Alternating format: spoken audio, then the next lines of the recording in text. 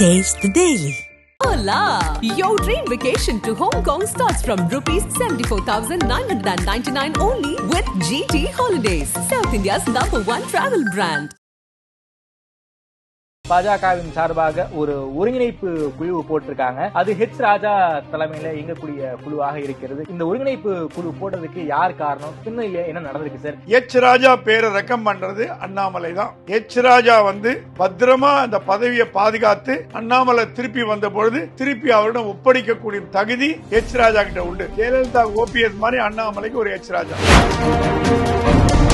இந்த குழுவை முடிவு பண்ணது அண்ணாமலை மட்டும் இல்ல, மத்திய RSS முடிவு பண்ணிருக்கு. இப்ப RSS கை அகில இந்திய அளவில் மட்டும் ஓங்கவில்லை, தமிழ்நாட்டிலும் ஓங்கி வருகிறது. கேசவ விநாயகம் இந்த குழுவில் இருக்க முடியாது. சார் ஃபார் எக்ஸாம்பிள் தமிழிசையோ நயினா நாகேந்திரனோ சீனிவாசனோ எல்லாருமே கொஞ்சம் லைம் லைட்ல இருக்கக்கூடிய ஆட்கள். அவங்களை ஏன் இந்த குரூப்ல உள்ளார கொண்டு வரல? லைம் லைட் இருக்கவங்க வேணாம் டெல்லி ஃபீல் பண்ணும். லைம் லைட் இருக்கவங்க வேண்டாம், லைம் லைட் இருக்கிறவங்க வந்தா பிரச்சனை வரும். இன்று நம்மோடு மூத்த பத்திரிகையாளர் திரு பிரகாஷம் சுவாமி இருந்துள்ளார். வணக்கம் சுவாமி சார். வணக்கம். பாஜகவில இருந்து ஒரு மிகப்பெரிய ஒரு பிரேக்கிங் நியூஸ் வந்திருக்கு. பாஜகவுடைய மாநில தலைவர் அண்ணாமலை அவர்கள் உயர் படிப்புக்காக லண்டன் போயிருக்காரு. கடந்த சில வாரங்களாக ஒரு பேசுபொருளாக இருந்திருக்கு. அவர் லண்டனுக்கு போனாலும் இங்க பொறுப்பு தலைவரோ அல்லது ஒருங்கிணைப்பு குழுவோ எதுவும் போட மாட்டாங்க. ஹீஸ் ஒர்க் ஃப்ரம் லண்டன் அப்படின்னு தான் எல்லாருமே ஒரு பாஜக வட்டாரங்கள்ல ஒரு பேசப்பட்டுச்சு. நீங்க அதற்கு முன்னாடியே ஒரு ஒருங்கிணைப்பு குழு இருக்கலாம், ஒரு கூட்டுக்குழு இருக்கலாம் நீங்க சொல்லியிருந்தீங்க. நீங்க சொன்னது இப்போ நடந்திருக்கு. பாஜகவின் சார்பாக ஒரு ஒருங்கிணைப்பு குழு போட்டிருக்காங்க. அது ஹெச் ராஜா தலைமையில இயங்கக்கூடிய குழுவாக இருக்கிறது. கிட்டத்தட்ட ஒரு 5 சீனியர் மெம்பர்ஸ் உள்ளுக்குள்ள இருக்காங்க. இந்த ஒருங்கிணைப்பு குழு போட்டதுக்கு யார் காரணம், பின்னில என்ன நடந்திருக்கு சார்? ஏன் வானதி சீனிவாசனையோ அல்லது நயினா நாகேந்திரனையோ தமிழிசையோ ஏன் இந்த குரூப்புக்குள்ள சேர்க்கல? அந்த பின்னணி எங்களுக்காக சொல்லுங்க சார். 2 மாசம் முன்னாடி பேசும்போது நான் சொன்னேன் ஒருங்கிணைப்பு குழு கண்டிப்பா இருக்கும், அதில் சக்கரவர்த்தியும் இருப்பார்ன்ற வார்த்தையும் சொன்னேன். ஏன்னா நம்ம கிடைத்த தகவல்கள் பாஜகல இருந்து நல்ல நம்பகமான தகவல்கள். முதல்ல இந்த ஒருங்கிணைப்பு குழுவோட உறுப்பினர்கள் பெயர்களை சிபாரிசு பண்ணது அண்ணாமலை. 2 மாதத்துக்கு முன்னாடி டெல்லிக்கு அமிச்சார். ஏன்னா 2 மாசமா அவர் ஆக்ஸ்போர்ட் போவார், லண்டன் போவார் பேச்சு அடிப்படுது. அப்பவே டெல்லி சொல்லிட்டு தான் பொறுப்பு தலைவர் கிடையாதுன்னு சொல்லிடுது.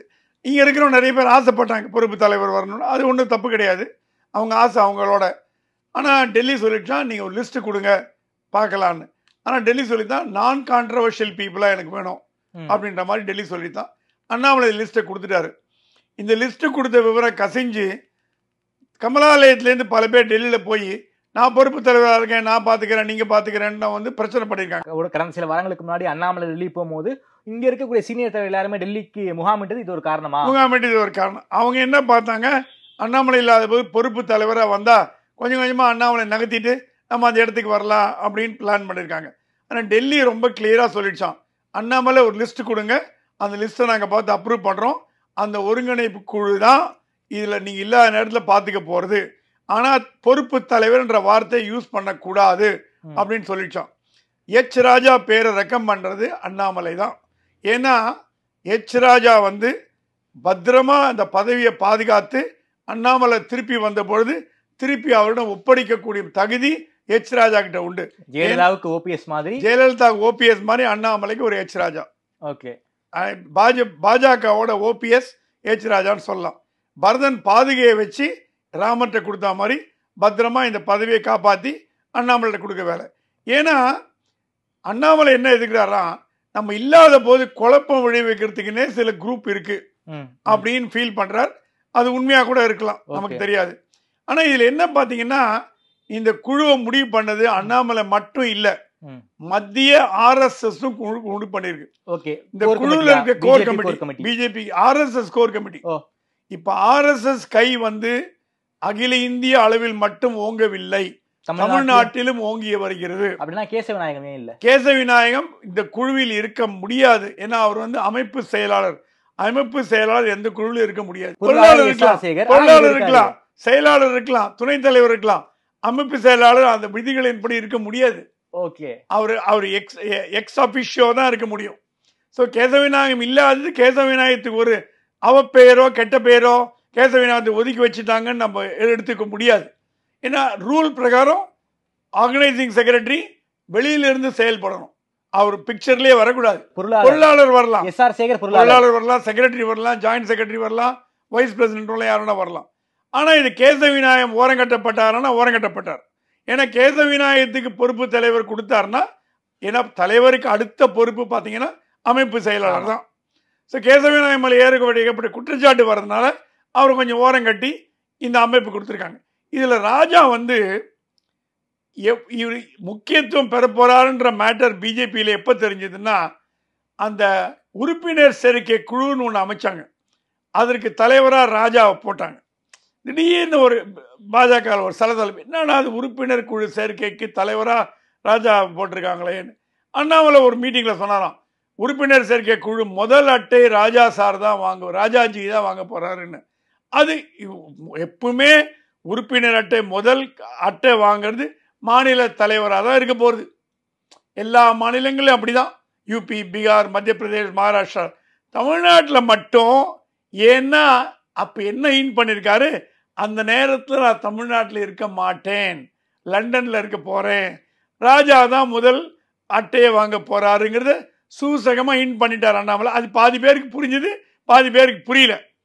நமக்கெல்லாம் ஓரளவுக்கு புரிஞ்சுது, ஏதோ ஒரு ராஜாவுக்கு ஏதோ ஒரு ஜாக்பாட் அடிக்க போகிறது, ஏதோ உள்ளே வர போகிறாரு பெரிய லெவலில். ஏன்னா ராஜா வந்து எந்த பதவிக்கும் ஆசைப்படாத ஒரு தலைவர். பதவி கொடுத்தா கொடுங்க, கொடுக்காட்டி போங்க. இந்த சொன்னாராம், எனக்கு வந்து பாலிடிக்ஸில் வந்து நான் இருக்கேன், ஆனால் எனக்கு பதவியே வேண்டாம், அதனால் நான் தேர்தலில் நிற்கலேன்னு சொல்லிட்டாராம்.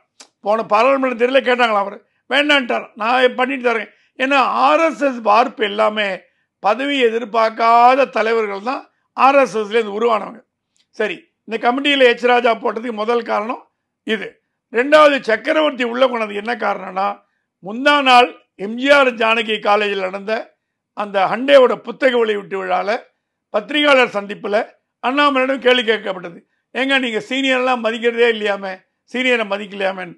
அதுக்கு அண்ணாமலை, யார் சொல்கிறது, சக்கரவர்த்தி கேட்டு பாருங்க, அவரை கேட்டுட்டு தான் நான் எல்லாம், அவரை கேட்காம எதுவும் பண்ண மாட்டேன், அவருக்கு தெரியாமல் எதுவும் பண்ண மாட்டேன், அவர்கிட்ட எல்லாம் சொல்லிட்டு தான் பண்ணுறேன், அவர் ஆலோசனை கேட்குறேன்.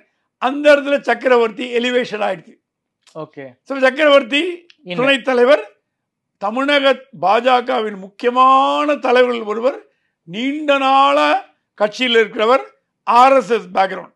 இப்போ இந்த குழு பார்த்தீங்கன்னா எச் ராஜா, சக்கரவர்த்தி, ப்ரொஃபசர் கனக சபாபதி, ராமசீனிவாசன், எஸ்ஆர் சேகர், முருகானந்தம் எல்லாமே ஆர்எஸ்எஸ் பின்னணி கொண்டவர்கள். ஆர்எஸ்எஸ் பின்னணி இல்லாத ஒருத்தர் கூட இந்த கமிட்டியில் நீங்கள் பார்க்க முடியாது. ராமசீனிவாசன் மிகச்சிறந்த பேச்சாளர், ஒரு மிக சிறந்த நிர்வாகி. அவர் வந்து அண்ணாமலையோட இணைந்து செயல்படார். சில பேர் சொல்லுவாங்க பிரச்சனை இருக்கு, அது இருக்குன்னு. ஆனால் அவர் ஒரு சிறந்த நிர்வாகி என்பதில் எந்த விதமான ஒரு மாற்று கருத்து இல்லை. கனக சபாபதி மோடியின் அன்பை பெற்றவர். குஜராத்தில் மோடி முதல்வராக இருக்கும் பொழுதே கனக சபாபதிக்கு மோடி கான்டாக்ட் உண்டு. அவர் ஒரு நான் கான்ட்ரவர்ஷியல் மேன், எந்த கான்ட்ரவர்சிலையும் சிக்க மாட்டார். அவர் உண்டு வேலை ஒன்று இருப்பார். கொங்கு பகுதியை சேர்ந்து எஸ்ஆர் சேகர் அவரும் அப்படிதான், எந்த கான்ட்ரவர்சியும் போக மாட்டார், எந்த கெட்ட பேரும் கிடையாது. இதை பார்த்தீங்கன்னா இந்த டீம் வந்து ஒரு அப்பழுக்கு இல்லாத டீம், எல்லாம் ஒரு நல்ல ஒரு டீம், எல்லாருமே வந்து திறமையானவர். சரி, இதுல ஏன் நீங்க முன்னாள் தலைவர்களை சேர்க்கலன்னு ஒரு கேள்வி வரும். ஸ்டார் வால்டு சார், ஃபார் எக்ஸாம்பிள் தமிழிசையோ, நயினார் நாகேந்திரனோ, சீனிவாசனோ எல்லாருமே கொஞ்சம் லைம் லைட்ல இருக்கக்கூடிய ஆட்கள். அவங்கள ஏன் இந்த குரூப்ல வந்து உள்ளார கொண்டு வரல? லைம் லைட் இருக்கிறவங்க வேண்டாம் டெல்லி ஃபீல் பண்றது. ஓகே, லைம் லைட் இருக்கிறவங்க வேண்டாம், லைம் லைட் இருக்கிறவங்க வந்தா பிரச்சனை வரும். என்ன சார் பிரச்சனை வரும்? பிரச்சனை வரும்னா நான் தான் பொறுப்பு தலைவர்மாங்க. நான் ஏன்னா முன்னாள் தலைவர்களையோ முன்னாள் பெரிய தலைவர்களோ நீங்க அந்த இடத்துல உட்கார வச்சீங்கன்னா அந்த நாற்காலியை அபகரிக்க பார்ப்பாங்கன்ற பயம் டெல்லிக்கு வந்துடுச்சு. இது ஏன்னா இப்ப தமிழ் அடிக்கடி சொல்றாங்களாம், நான் கவர்னரா போவாங்க, இப்ப கூட கவர்னர் சீட் கொடுப்பாங்க, அவங்க கவர்னர் கனவுலேயே மாந்துட்டு கூட ஒரு ஸ்டேட்மெண்ட் சொல்லி என்ன சொல்லியிருக்காங்கன்னா, எதிர்பார்ப்பு இல்லாமல் கட்சி பணி செய்து வருகிறேன், கேட்டிருந்தால் கவர்னர் பதவியே கிடைத்திருக்கும்னு இன்னைக்கு ஒரு ஸ்டேட்மெண்ட் சொல்லியிருக்காங்க. யார் கேட்க வேணாம்னு சொன்னது? மற்றவங்களாம் எதிர்பார்த்து பதவி பண்றாங்களா? நீங்க சொல்ற வார்த்தையிலேயே உள்ள அர்த்தம் இருக்கு. நான் எதிர்பார்க்காமல் பணி செய்கிறேன்னா மற்றவங்க எதிர்பார்த்து பணி செய்யறாங்களா? நான் கவர்னர் பதவி கேட்டா கொடுத்துருக்கோம், சரி ஏன் கேட்கல? கேட்க வேண்டியதானே, அமித்ஷாட்ட போய் கேட்க வேண்டியதானே, அவங்கள ஓப்பன் மேடையிலே கேட்டாரு. அவர்கிட்ட கேட்க வேண்டியதானே. இது நான் என்ன சொல்றேன், இந்த பதவி மோகங்கிறது பாஜக இவங்களை மட்டும் நான் தப்பா சொல்றேன்னு நினைக்காதீங்க. பொதுவாகவே பதவி மோகன்றது அதிகமாயிட்டு வருது. அது பதவி பதவி பதவி பதவிங்கிறது வந்து இப்போ எச் ராஜா சக்கரவர்த்தி போடுறவங்கலாம் என்னைக்குமே வந்து பதவி ஆசைப்பட்டதில்லை. ஆனால் இந்த குழுவில் என்ன பண்ணிருக்காங்க, பதவி ஆசை இல்லாதவங்களே தேடி எடுத்து போட்டிருக்காங்க. அண்ணாமலைக்கு பிரச்சனை கொடுக்காதவர்கள், அண்ணாமலையோட நாற்காலிக்கு ஆபத்து வராத ஒரு குரூப், அவங்க வந்து உண்மையான பாஜக தொடர்கள், எல்லாருமே அப்பழுக்கற்றவர்கள். இவங்க எல்லாருமே அண்ணாமலையோட நாற்காலியை பிடிக்கணுன்ற கனவுல இருக்கிறவங்க இல்லை. அதே வெளியில யாருக்காவது கொடுத்துருந்தீங்கன்னா கான்ட்ரவர்சி வந்திருக்கும். அந்த நாற்காலில் போய் உட்காந்துருவாங்க, அவங்களை எழுப்பவும் முடியாது. எச் ராஜா அந்த மாதிரி பண்ண மாட்டார். அவருக்கு எச் ராஜாவுக்கு வந்து ஒரு ஆளுமை மிக்க ஒரு தலைவர். அவருக்கு தெரியும் எது ரைட்டு எது தப்பு எது ஏன்னா ஆர்எஸ்எஸ் வழி வந்தவங்க என்றைக்குமே கட்டுக்கோப்பானவர்கள். இப்போ மற்ற கட்சியிலேருந்து வந்தவங்க, மற்ற கட்சியிலேருந்து மற்ற குரூப்லேருந்து வந்தவங்கலாம் அவங்களுக்கு ஆர்எஸ்எஸோட கட்டுக்கோப்பு தெரியாது, அந்த ஆர்எஸ்எஸோட வளர்ப்பு இல்லை. அதனால இந்த குழு வந்து ஆர்எஸ்எஸ்ஸால் தேர்வு செய்யப்பட்டு அண்ணாமலையால் கொடுக்கப்பட்டு மத்திய பாஜகவால் அங்கீகரிக்கப்பட்ட ஒரு குரூப் தான் இந்த குரூப்.